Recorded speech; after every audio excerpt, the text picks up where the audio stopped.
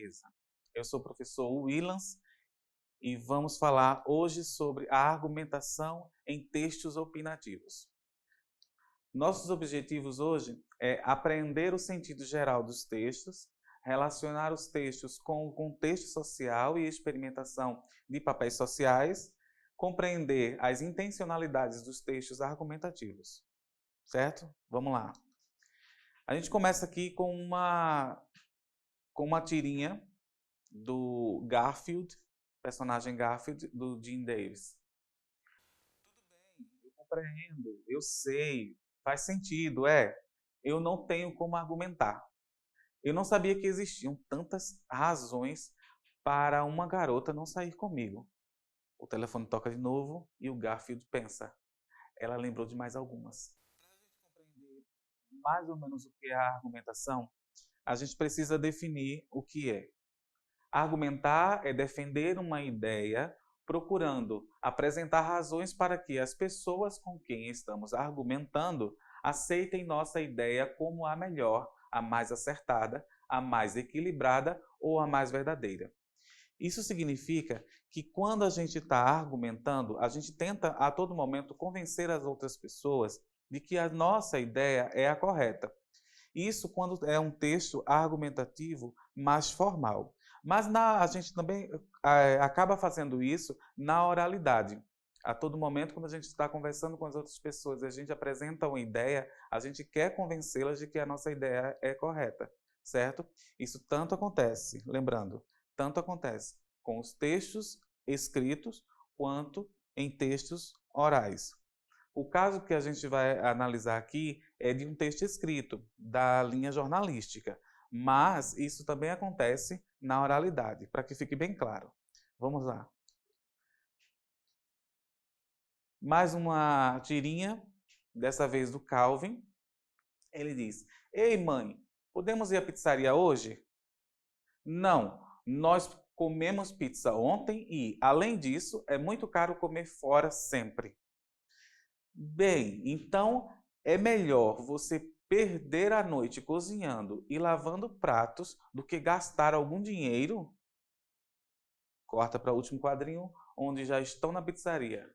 E o pai diz: Parece que temos comido bastante pizza fora nos últimos dias. E a mãe diz: Se prefere preparar um prato de cereal em casa, está convidado. E termina com Calvin dizendo: O Haroldo quer um de anchovas. Vejam que na tirinha, o Calvin tenta convencer a mãe a saírem para comer pizza, mas ela não quer. Então ele argumenta, ou seja, ele apresenta provas de que sair para comer pizza é muito melhor do que ficar em casa lavando o prato e cozinhando. Os argumentos são provas, né, que são raciocínios, são dados, são fatos, apresentadas para demonstrar que a ideia que você pretende defender é a correta. Viu o que o Calvin fez? Ele tentou convencer a mãe de que a ideia dele de sair para comer pizza era melhor do que ficar em casa comendo, lavando pratos e cozinhando, enfim. Então ela se convence disso e da ideia dele e saem todos para comer pizza. Só um esclarecimento aqui, o Haroldo a que ele se refere é o personagem que é o melhor amigo do Calvin. Tipos de argumentação. Argumento de autoridade, argumento baseado no consenso, baseado em provas concretas, com base no raciocínio lógico.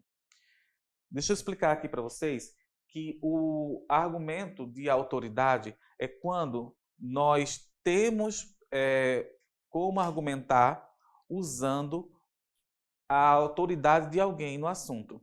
Então, quando a gente apresenta um texto onde apresentamos dados estatísticos de alguma entidade, quando a gente apresenta o discurso, a fala de algum especialista na área a que nós estamos nos referindo, então isso é um discurso de autoridade, alguém que tem credibilidade para dizer o que diz. No caso do discurso baseado, no argumento baseado no consenso, Isso significa que a maioria das pessoas compreendem daquela forma. O baseado em provas concretas é quando você apresenta as provas, como o próprio tópico já diz. Com base no raciocínio lógico, também é autoexplicativo. Nós vamos ver agora como esses tipos de argumentos eles funcionam na prática, certo? Então, é óbvio que nem todos eles vão aparecer ao mesmo tempo no mesmo texto. Só que, muitas vezes, podem ser mesclados um argumento com o outro, certo? A gente vai para uma matéria do Correio Brasiliense, onde a manchete é artigo Sentimentos de Crianças, por Cida Barbosa. Esse artigo foi publicado em 16/5, agora de 2020. O início do artigo traz uma imagem que naturalmente foi desenhado por uma criança, onde mostra a imagem da criança com a expressão triste, outra criança menor do outro lado, algo que parece ser um animal ou um objeto de brinquedo. E se vocês observarem nesse canto, existe uma porta. Aqui está a maçaneta, aqui a porta. E a porta ela está riscada com X.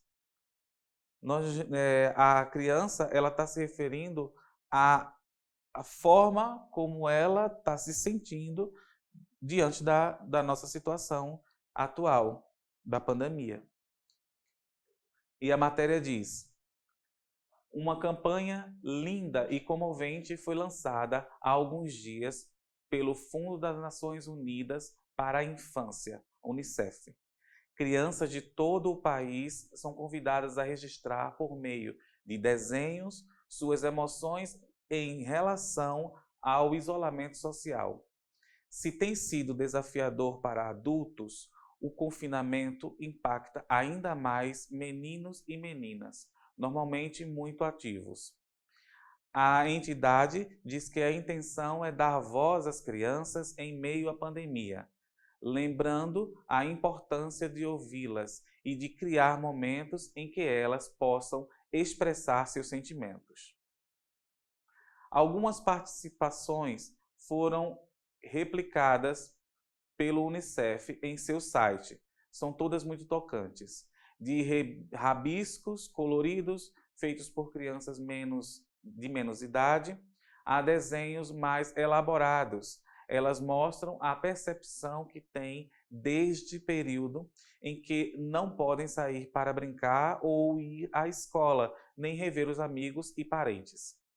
São expressões de angústia, medo, aflição, desejos, gratidão e até alegria, por ficarem mais tempo com pais ou responsáveis. Um dos registros é de uma menina aqui do Distrito Federal, Andresa Matos, de 12 anos, da cidade estrutural. Desenhou-se com uma aparência triste, assim me pareceu, e fez outras ilustrações menores sobre o que pode ou não fazer nesta pandemia. É muito ruim ficar em casa sem poder ir a lugar nenhum. É a mesma coisa de prender você na sua própria casa. É como se fôssemos animais trancados, escreveu. Já Letícia Nacanuli, de 8 anos, de São Paulo, fez um desenho dela antes sem corona, em que aparece feliz, e outro agora com corona, em que está dentro de casa, vendo o sol pela janela e chorando. Sem corona, eu podia brincar, passear, fazer um monte de coisa fora de casa. Agora com corona, eu fico triste, porque não posso ver meus amigos, não posso passear. Mas tudo bem, eu posso brincar com meus pais, posso jogar um jogo, ver um filme. Resignou-se.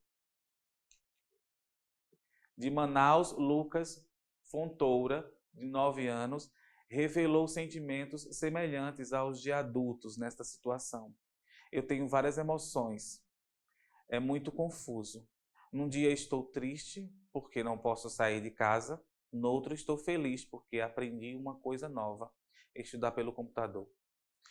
Depois fico triste de novo porque eu penso que pode morrer algum parente ou pessoa próxima de mim. Miguel Pereira, de 9 anos, de Olinda, Pernambuco, fez um desenho dele com a frase: "Eu não gosto de quarentena". Outro de um rosto chorando e um terceiro do coronavírus de óculos de sol, feliz, com o polegar para cima. O Unicef recomenda a pais ou responsáveis que abram esse espaço de diálogo com os filhos e organizem um ambiente acolhedor em que eles possam desenhar e falar sobre como se sentem. Os adultos que quiserem têm a opção de usar o Stories do Instagram para postar as ilustrações com o hashtag sentimentos no papel e marcar o perfil @Unicef Brasil. A entidade dará visibilidade aos sentimentos de meninos e meninas neste momento tão crítico do planeta. O texto, ele traz a questão dos argumentos das crianças, traz o próprio argumento, né, a própria opinião da jornalista, e vocês veem que o texto ele também traz o discurso de autoridade da Unicef, que foi quem fez a pesquisa. Então, quando há um texto onde há um discurso de autoridade, um argumento de autoridade, e ele é de uma entidade confiável, né, como no caso da Unicef, ele confere mais credibilidade ao seu texto. Então, quando você escreve os seus argumentos e você apresenta uma prova do que você está dizendo, confere-se ao seu texto maior credibilidade. E essa é a intenção da argumentação. Na aula de hoje, nós aprendemos que a argumentação é um recurso que tem como propósito convencer alguém por meio de provas. A gente viu que quando a gente tem um texto, quando a gente escreve um texto e a gente quer confiar a ele, que as pessoas confiem a ele, uma credibilidade, e acreditem naquilo que você está falando, tanto na escrita quanto na fala, então a gente tem que usar a argumentação para tentar convencer o outro de que a sua ideia é a correta. Para finalizar, eu trago para vocês uma dica sobre argumentação. A dica é o filme Doce Argumento. Quem quiser pode procurar, na Netflix tem. Ou você encontra com o nome Doce Argumento, ou você encontra com o nome em inglês Candy Jar, certo? Por hoje é só. Essa foi a nossa aula de argumentação para textos opinativos. Até a próxima.